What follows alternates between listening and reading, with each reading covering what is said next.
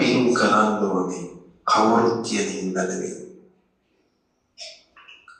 අපිට සැපට ඉන්න නම් අපි පින් කරන්න ඕනේ. කේන්දරේ බලන්න ගියොත් තියෙනවා මොකන්ද? අපලයි.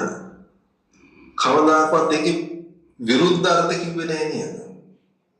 අපලයි කියන්නේ මොනවා කියලාද? කරදරයි. කවදාකවත් පලයි කියලා කිව්වද? පල කියන වචනේ විරුද්ධාර්ථ තමයි අපල. කවදාකවත් චේන්දරේ බලන්න කියනකොට හොඳයි කියලා කිව්වද? නෑ. නැති කරදරක් තියෙනවා. මොකද පල කිව්වේ ගිනි සහිතයි, පින් සහිතයි. එහෙනම් අපල කිව්වේ පින් නෑ, ගිනි නෑ. ඒ කියන්නේ කන්න නෑ, සැප නෑ. එතකොට කේන්දරේ බලන මිනිස්සු මොකද කියන්නේ? මොකද පූජා කරනවා.